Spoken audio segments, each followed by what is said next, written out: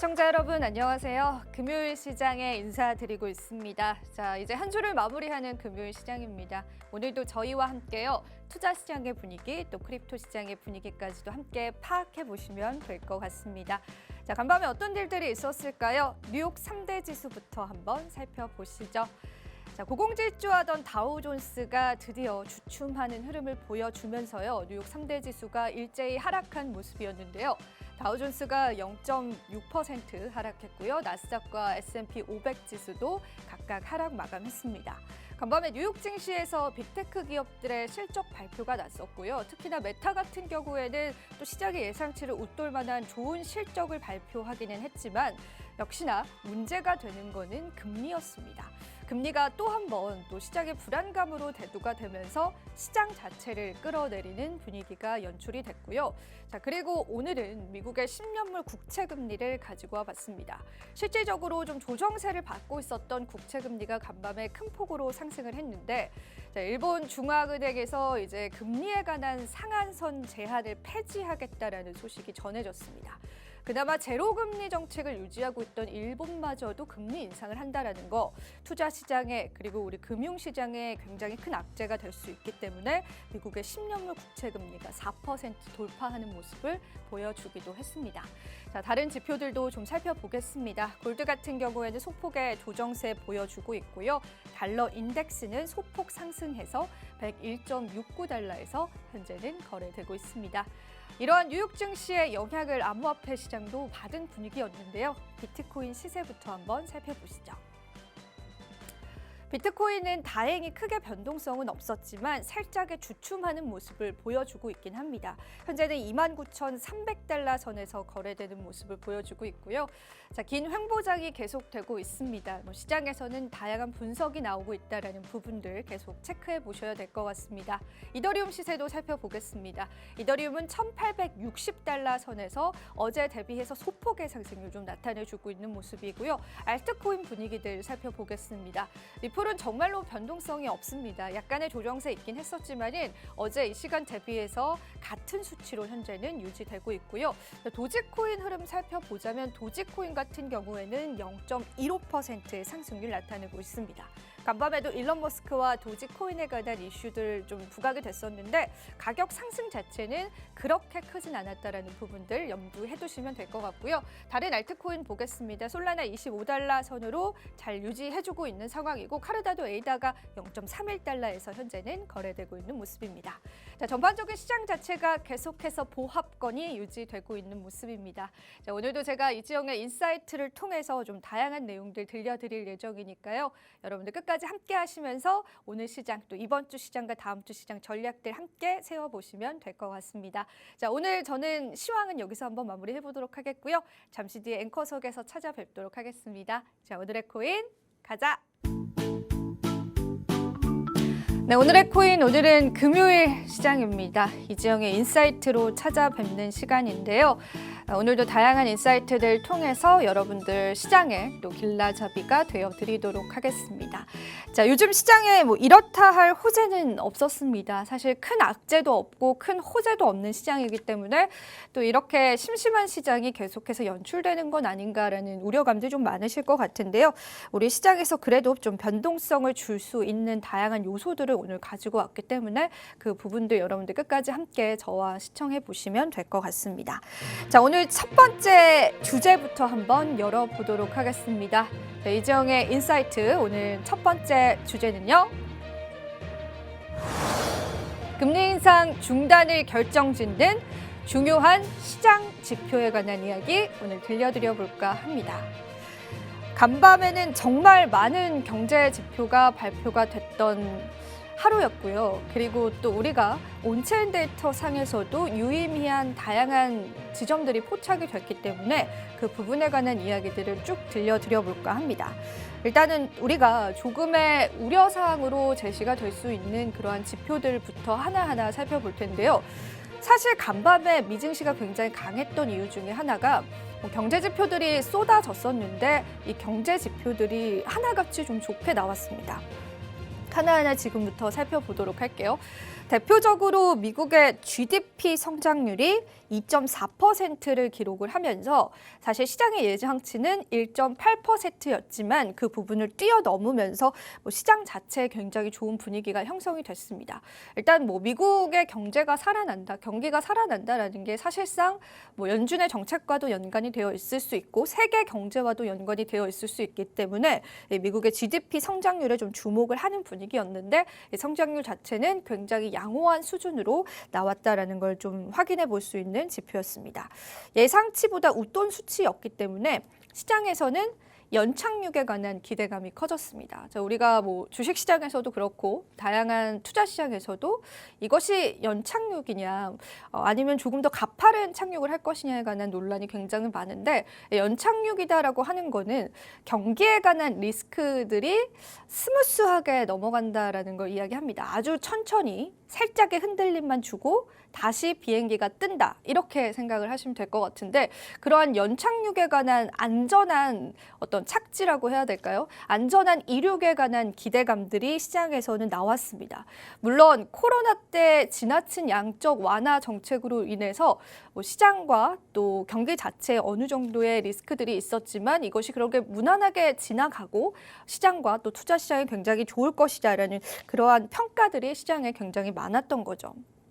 사실상 또 그러다 보니까 실업수당 청구 건수 역시도 정말 많은 수치로 줄어들었다라는 걸 좀 확인해 볼 수 있는 지표들도 같이 나왔습니다. 실업수당 청구 건수가 줄어들었다, 많은 노동자들이 고용 상태이다라는 걸 이야기하기 때문에 사실 이러한 부분들 자체는 연준의 어떤 통화 정책에 강한 스탠스를 유지할 수 있는 밑바탕이 되긴 하지만 이제 GDP마저도 좋게 나온 상황이기 때문에 정말 경기가 괜찮구나, 경기가 이제 코로나 때 죽었었던 경기가 살아났구나라는 것들도 반증할 수 있는 하나의 지표들이기 때문에 뉴욕 증시도 그렇고 시장 자체, 선물 시장도 그렇고요. 분위기 자체가 좀 굉장히 좋았었는데요. 페드워치도 좀 보겠습니다. 이틀 전에 FOMC 회의가 있었었죠. 그때 베이비 스텝을 단행을 했는데 페드워치라고 하는 거는 사실 투자자분들의 심리를 나타내는 지표입니다. 77%가 더 이상의 금리 인상은 없을 것이다라고 예상을 하고 있습니다. 그런데 이 지표 자체가 어찌 보면 인간 지표이기 때문에 어떤 분들의 시선에서는 이 지표를 좀 신뢰하지 않기도 합니다. 그냥 사람들의 생각 아니냐, 투자자들의 생각이 아니냐라고 그렇게 관가를 하실 수 있는 부분이지만 사실상 이 투자 시장은 몇몇 큰 손들이 좌지우지하기도 하지만 이 개인들의 투자 심리도 이 투자 시장을 결정짓는 굉장히 중요한 요인입니다.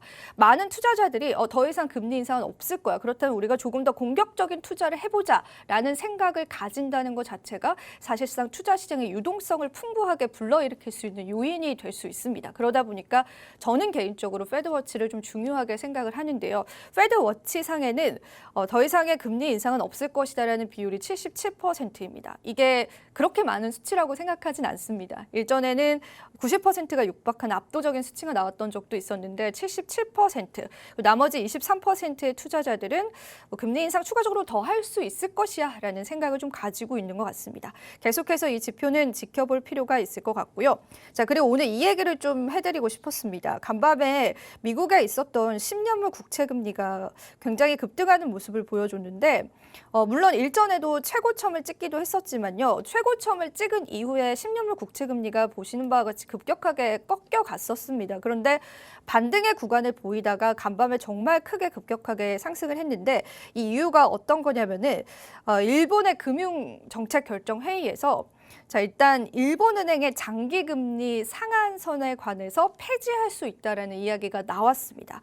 일본은 제로금리 정책을 유지하면서 금리 인상을 유일하게 좀 단행하지 않았던 나라였는데 일본은 또 이러한 또 정책이 있었습니다. 일본의 금리, 장기금리 상한선을 정해놨습니다. 그러니까 일정한 수준 이상 금리를 올릴 수 없게 정책적으로 정해놓은 거죠. 그런데 이 상한선을 폐지할 수 있다라는 이야기가 흘러서 나온 겁니다. 즉 일본마저도 이제 금리 인상을 단행할 수 있게 된 건데 제가 지난주에 일본의 엔화가 굉장히 가치가 절하돼서 암호화폐 시장에 자금이 유입되고 있다라고 말씀을 드렸습니다. 근데 일본 정부 측에서는 엔화 가치 절하에 관해서 신경을 쓴 것처럼 보입니다. 그러다 보니까 일본은 또 제로금리 정책을 또 폐지를 하겠다, 일본에서 금리 인상을 하겠다라는 우려감이 제기가 된 것 같고요. 있고요.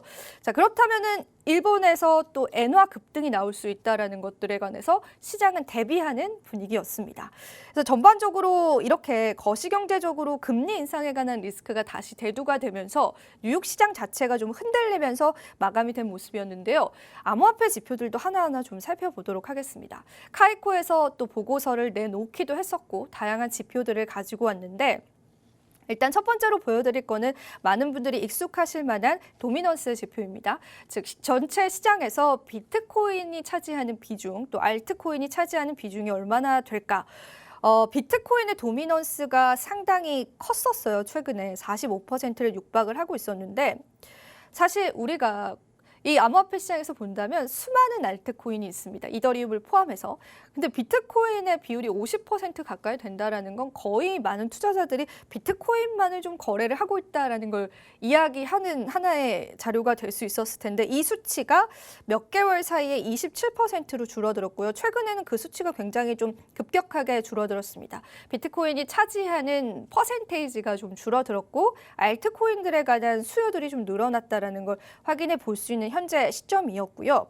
그리고 이 지표 같은 경우에는 그러면은 암호화폐 시장이 뉴욕 증시와 얼마나 상관관계를 맺고 있느냐를 나타내는 지표인데 지금 현재는 S&P 500 지수와의 상관관계가 거의 최저치를 기록을 했습니다. 3%에 그쳤다라고 이야기를 했기 때문에 사실 이제 뉴욕 증시와 암호화폐 시장과의 상관관계는 오히려 커플링이 아니라 디커플링의 상관관계로 해석을 해야 되는 시기가 오지 않았나 싶습니다. 그래서 이런 형상들이 일어난다라는 거는 비트코인 자체가 암호화폐 시장 자체가 좀 안전자산의 그런 성격을 띈다라고 볼 수도 있고요. 왜냐하면 또 골드와 뉴욕 증시가 좀 다르게 가는 경향이 있기 때문에요. 하지만 일단 암호화폐 시장 자체가 10년밖에 안 될 시장이기 때문에 이 수치들에 관해서는 조금 더 지켜볼 필요가 있을 것 같습니다.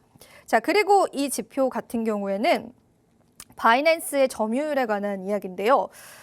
이 지표 같은 경우에는 이제 바이낸스 US의 점유율이 1%에 못 미친다라는 거 제가 일전에도 많이 보여드렸었던 지표였습니다. 아무래도 SEC가 바이낸스에 관한 고소를 진행을 하면서 미국 내에서 바이낸스 거래소를 이용했었던 미국 투자자분들의 이탈률이 상당히 컸었고 그 소송은 아직도 진행 중이기 때문에 바이낸스 US에 관한 점유율은 상당히 줄어들었습니다. 그런데 이 바이낸스라는 암호화폐 거래소는요, 세계 최대 암호화폐 거래소이기 때문에 굉장히 많은 투자자분들이 사용을 하고 있는 암호화폐 거래소인데요.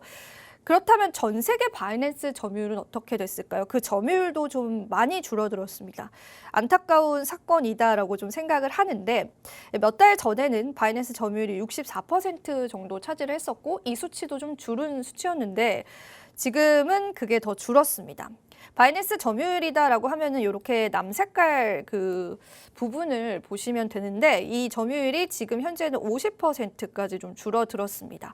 그러니까 이제 세계 최대 암호화폐 거래소의 입지가 좀 줄어들었고 이 암호화폐 거래소의 CEO는 또 중국인이죠. 그리고 SEC 측에서 바이낸스에 관한 고소를 계속 진행하고 있다는 부분들 다각화해서 좀 생각을 해보면 될 것 같고 우리가 지금 바이낸스에 관한 소식들이 조금 잠잠하긴 하지만 바이낸스의 점유율은 계속해서 줄어가고 있고 이 부분에 관해서 바이낸스는 또 어떤 대안들을 내놓을지에 관해서도 지켜봐야 할 부분인 것 같습니다. 바이낸스의 입지가 줄어든다라는 게 과연 우리 시장의 호재일지 악재일지에 관해서도 아직 뚜렷한 답을 내릴 수는 없는 시점인 것 같습니다. 자, 그리고 마지막으로 이제 카이코에서 보여준 지표는 공식적으로 가장 많이 거래된 알트코인은 어떤 것일까? 아까 앞서서 알트코인 점유율이 좀 높아졌다고 말씀드렸잖아요. 일단 단연 1위는 리플이었습니다. 리플에 관한 호재가 있었기 때문이었고요. 두 번째는 솔라나고 거래량적으로 보는 겁니다. 그리고 세 번째는 도지코인. 네 번째는 BNB 코인이고요. 이렇게 여러분들이 쭉 보셔서 거래량을 같이 체크를 해보시면 될 것 같습니다. 어쨌든 상위 거래량에 포함되는 그러한 알트코인들이기 때문에 유동성 측면에서는 좀 긍정적이지 않을까 싶습니다. 자, 그리고 이제 온체인 데이터로 넘어가 보겠습니다. 크립토퀀트에서 보고서 하나를 발간을 했는데 이제 첫 번째, 두 번째, 세 번째 어떤 지표를 이야기하면서 현재 시장에서 이제 고래들의 움직임에 관해서 분석을 좀 했습니다. 일단 이 첫 번째 지표 같은 경우에는 거래소의 고래 비율을 나타내는 그러한 지표입니다.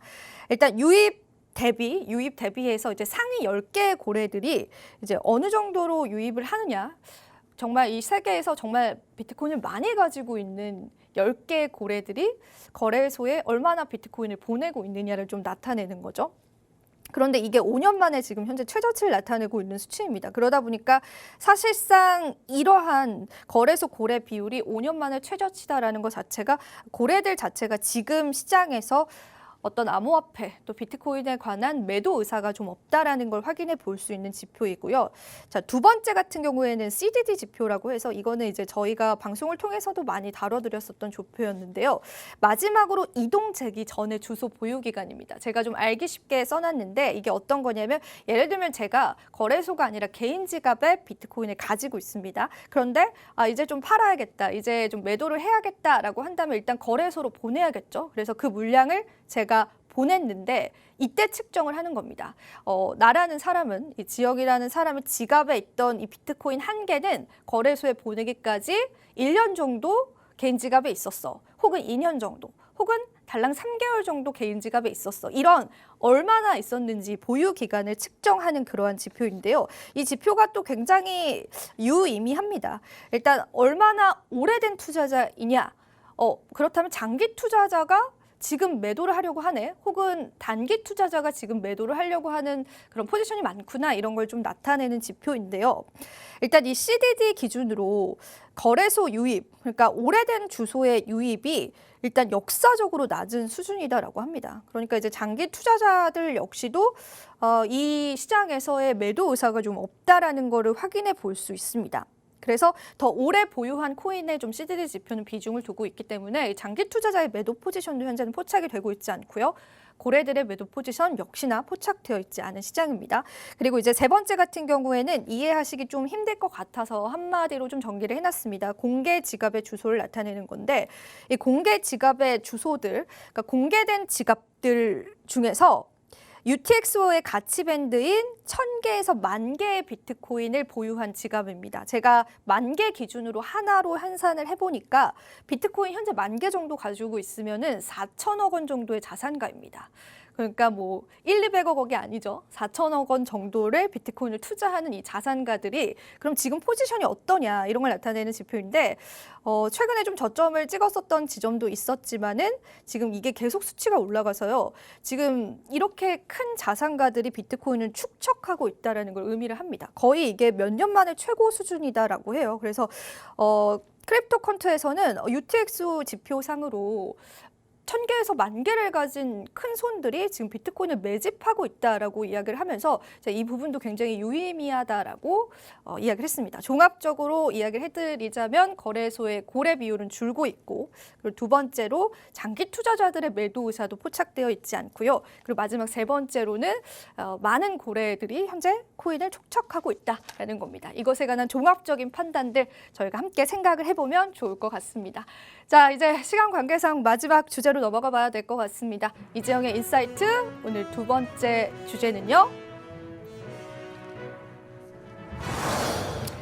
SEC가 바로 항소 절차에 돌입했습니다. 게리 겐슬러의 위험한 착각에 관해서 이야기를 해드릴까 합니다. 네, 역시나 시간이 부족할 것 같아서 약간 빨리 좀 말씀을 드려야 될 것 같은데요. 핵심만 조금 말씀드리면서 맞춰보도록 하겠습니다. 일단 간밤에 게리 겐슬러가 인터뷰 하나를 했는데 항소에 관해서 준비하고 있다는 걸 충분히 유추해 볼 수 있는 뉘앙스가 나왔습니다. SEC와의 어떤 발표가 된 이후에 그리고 이제 리플에서 소송의 발표가 난 이후에 SEC가 항소를 할 것이다라는 건 사실 많은 투자자분들이 조금 예상을 하셨던 부분이잖아요. 이제 그러다 보니까 언제 항소를 할 것이냐, 이런 또 갑론을박이 많았었는데 현재 기준에서 항소 절차는 좀 돌입할 것으로 보여지고 있는데 이게 하나의 외신 기사를 제가 가지고 왔는데 일단 4가지 옵션에 관한 이야기입니다. SEC의 태도에 관한 4가지 옵션이었는데 일단은 첫 번째로는 항소를 할 수 있는 가능성입니다. 하지만 아직까지 최종 판결이 나지 않았기 때문에 SEC가 일방적으로 항소를 하는 것은 사실 불가능하다라고 합니다. 중간에 항소를 진행을 하려고 한다면 판사의 승인이 필요하게 되고 판사의 승인을 받으려면은 SEC가 이 중간 항소를 허가받기 위해서 세 가지를 또 증명을 해내야 되는데 그 세 가지에 관한 뭐 디테일한 것들은 말씀드리기에 시간이 조금 부족할 것 같고 몇 가지만 말씀드리자면 즉각적인 항소가 소송을 더 진전시킬 수 있다. 그러니까 SEC 항소를 통해서 소송이 더 빠르게 진전이 된다는 걸 좀 납득시키게 된다면은 항소에 대한 허가가 난다라고 하고요. 자, 그리고 이제 다른 또 의견을 보자면은 두 번째 옵션에 관해서 이야기를 하자면은 일단 만약에 첫 번째 옵션이 통과가 돼서 그래 SEC 너네 항소를 해봐라는 판결이 나게 된다면 SEC는 10일 이내에 항소를 해야 하는 상황이기 때문에 소송에 관해서 빠르게 어떤 여러 가지 사건들이 일어날 것으로 좀 예상이 되고 있고요. 그리고 두 번째 옵션, 세 번째 옵션, 네 번째 옵션까지도 바로 말씀을 드릴게요. 일단 SEC의 두 번째 옵션, 그러니까 두 번째의 어떤 선택지다라고 이해하시면 쉬울 것 같아요. 일단 리플의 CEO인 브래드 갈링하우스와 공동 설립자인 크리스 라선에 대한 방조 청구에 대한 재판을 진행한 후 재판이 끝나면 정기 항소를 제시할 수 있다라는 그러한 두 번째 옵션이 있고요. 세 번째 옵션 같은 경우에는 일단 청구를 취하합니다. 갈링하우스에 대해서도 고소를 했었습니다. 이것을 이제 취하하고 즉시 항소를 제기하는 거고요. 그리고 네 번째 옵션이 합의입니다. 이 합의가 사실 우리 시장에서는 가장 좀 안전한 방법 중에 하나이겠죠. 하지만 사실상 이 분석가는 합의를 할 가능성은 거의 없다라는 의사를 표명하고 있습니다. SEC가 합의를 한다라는 건 어찌 보면은 뭐 졌다라는 걸 인정하는 하나의 또 해석이 될 수 있기 때문에 그런데 이제 갠슬러에게 지금 현재 엄청난 정치적인 압박이 있다라고 합니다. 그거 관련한 내용들도 제가 좀 발췌를 해왔는데.